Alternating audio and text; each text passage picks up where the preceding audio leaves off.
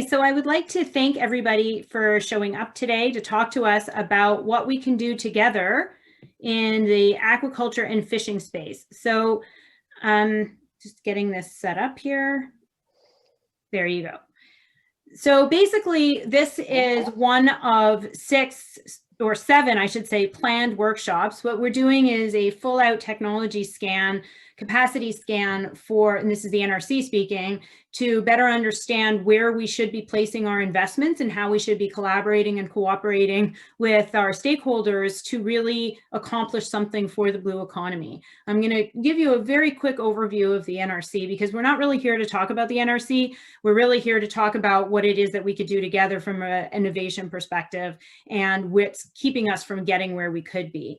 And so I'm just going to give you for context what it is that drives this S&T scan. And then after that, I'm going to pass this to both Tim and Paul to talk about where they believe we should be or could be in the next 10 years.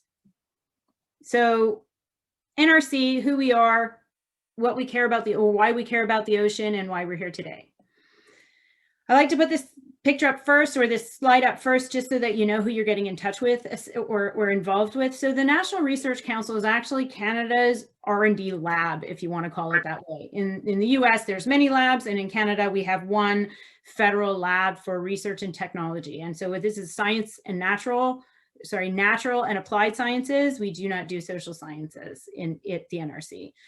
But basically what we have is a vision where we want to create a better Canada through science and innovation, but we really want to extend that to the world. And then the values part is what I think is the most important thing to highlight here, is really these are the values that we espouse, and these are the values you can count on from us when you work with us going forward. And it really is, we want to be research excellent, but we want to do it through respect and integrity, impact, etc. And of course, we want to do this in a collaborative sense. We don't want to do everything on our own. We want to do everything together. And I say this a lot, so I'm sorry if you've heard this before, but in terms of where Canada sits, we are 98% SMEs. And so really, if you want to look at it from a quantum physics perspective, or not even quantum physics, just physical perspective, it's like a bunch of particles, and we have particle wave behavior. So really it's about taking all our SMEs as particles and linking them up together as a wave and washing over Canada and the world with a solution that can actually bring us economic and environmental benefits. So we have 4,000 scientists across. I'm not going to spend too much time on here. The little yellow dots is IRAP. I believe you all know IRAP. And then we have our actual facilities in the little red dots. We're across Canada, and we have a $1.1 billion annual budget. That's got about 300 million, I should say, that goes directly to SMEs through collaborative agreements, not collaborative agreements, sorry, contribution agreements. Thing that's important here is that the research side, the little red dots on your screen, we do not give money out. We actually are a research organization, and we're cost recoverable. So basically, we are researchers for hire per se.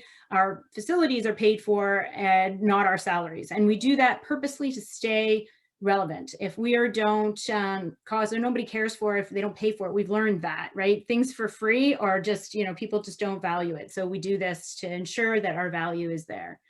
We have 3 major mandates. Business innovation is probably the one we spend the most time and effort on, and that really is through IRAP and through programs I'm about to show you. It really is about making sure that Canada can be as innovative as possible so that there is that market share that happens both nationally and internationally. We help all federal departments who are interested in natural and applied sciences develop policy evidence for their policy making. So for example, part of what we're doing today is going to help inform the DFO on their Aquaculture Act, also their Blue Economy Strategy. So what happens today is actually going to get fed into a broader federal organization or a broader federal mandate. And then of course, advancing knowledge. So what don't we know? What could we know? We don't know what we don't know. This is one of the reasons we're out here today. We hold the kilogram, the color red and the flag, that was us that did that. There's all sorts of stuff like that, these anecdotes of NRC. We have 4 major activities. IRAP is the one most people are familiar with, but we also have infrastructure for knowledge gathering. So again, exoplanet looking, that's knowledge management, but we do a lot of strategic research and development, technical services as well. So if you have a need for a research project, You want to keep the IP, you want to do something in our wind tunnel, then you would come here for that. Wind tunnel probably doesn't apply here. Let's talk about, I don't know, aquaculture pens. And then strategic research and development is really why we're here today. We want to be able to align our research objectives with your research objectives so that we can do it together and pick winners at the end. You don't really hear the federal government saying that they're going to pick winners very often, but with the ocean in the state that it's in today and the need for economic growth as it is, we really do have to work together, that particle wave behavior, so that we can pick winners and so that we can actually attain a level of comfort as a country and security and the like, and maintain our high quality of life. Whoop, wrong way. So essentially that's we've got several research. I'm going to cover that. It doesn't matter. It does matter, but it's not important for today. And then there's the blue economy. So essentially we're here to feed in the blue economy. As we know, the federal government has said, speech from the throne, that they're going to invest in the blue economy to help Canada prosper. And that is part of why we're here today. We want to make sure that we are actually obtaining the benefits necessary with these investments. A quarter of our oceans are going to be protected within 5 years. And also we want to grow the ocean economy, which is part of aquaculture, for fishers and coastal communities. Today's meeting or today's workshop is incredibly important to help set that stage. And then of course there's a super cluster. So for us at the NRC, we look at idea right through to commercialization. And so we're really interested in the research across the entire TRL spectrum. The supercluster, they are a delivery mechanism for that last, 7, 8, 9, where you can actually get a commercial product out the door with sales projections, sorry. And so this way we want to work, and we do work quite holistically with them where we can. Sustainability, well, the sustainability is a huge issue, so I'll cover, we already know that, but essentially in order for us to respond to that blue economy that we heard about and also these sustainable development goals, the NRC has developed this ocean program. So that is my responsibility. I am here to show you what that is, and the information that you give us is going to inform what we do as a program. Now, our program is to support the supercluster community, like I just said, and also ocean health and ocean wealth. What we're doing in this program, and a program in the NRC is not give away money, a program is aligning our researchers in our facilities towards a specific objective and goal. And ours is to really convert the world thinking of the ocean from the ocean is a cost to the ocean is an asset. And so if we actually spend our time protecting that asset, we can make money doing it. So that comes in the form of reducing our footprint and using the reductions, those cost savings from reducing our input, so for fuel, etc. There's that, but then there's also technologies that increase the health of the ocean that we can actually make money developing. So that's really what this program is about. It's a 7-year program in duration, and the NRC is investing roughly $50 million over the lifetime of this program to really ensure that ocean health and ocean wealth grows the blue economy in a way that is obviously sustainable, both economically and environmentally and socially and inclusively. And we'll see that in a second. In that $50 million, like I said, most of that is cost recoverable, but there is roughly $10 million that we have in grants and contributions that we want to use to work with our stakeholders to do collaborative research projects. This is to supplement our research. So if we're doing research on fish food, which we are, then we might not have all of the necessary researchers within NRC. So we have these G's and C's to supplement that so that we can actually do more impactful research for our stakeholders and for the blue economy in general. At the bottom here, here's our capacity. You'll have a copy of these slides, so I'm not going to list those out. Again, ocean health, ocean wealth. We have 4 areas that we work in: coastal resilience, intelligent marine assets, pollution remediation, and bioassets.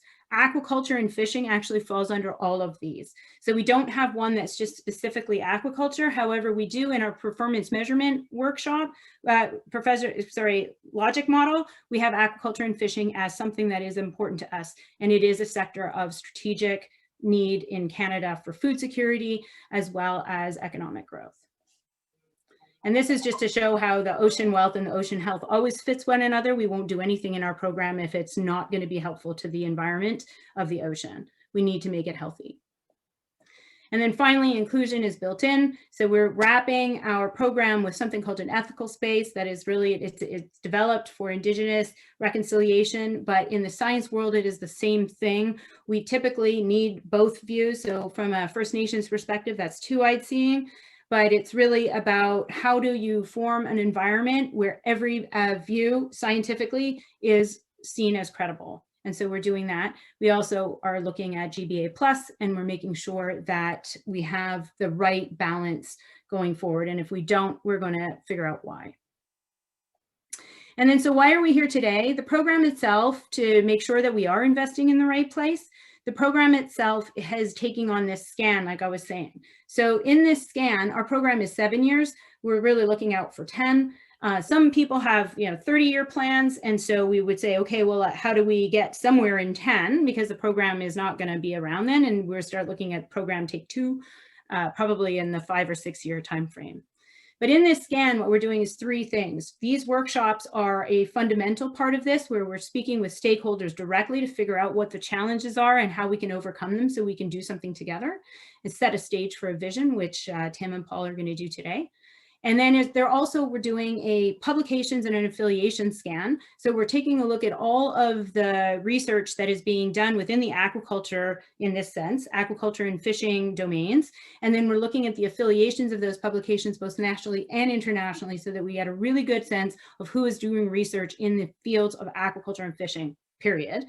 And then after that, we're also doing a business study on who the companies are and what their attribution to GDP or BERD is, so that we have a really good feeling or understanding, not feeling, but understanding of what it is that the country has to offer from a business, a research, and a stakeholder engagement perspective. And that in its entirety will all be used up through these other federal departments and a steering committee that we're using. So everything that is said here today is going to be added to that, and it's going to feed up into the Blue Economy Strategy. It's going to feed up into the Aquaculture Act in this particular case. And then it's also going to feed into other government agendas so that they know what is going on and what the views of this group are feeling and saying about going forward in the next 10 years. From this workshop, we would really like to get a potential objective, and this is what setting the stage is going to do. So I'm not going to spend a lot of time on that because we do have a presentation from both Tim and Paul that is really going to inform us on that. So with that, I'm gonna pass my screen off, or I'm going to stop sharing, because we're at the end of my presentation. And if you have any questions whatsoever about what it is that we're doing and how to get involved with us after this workshop, please feel free to send me an email and set up a meeting. I'm more than happy to discuss this in an individual sense. So with that, I will stop sharing.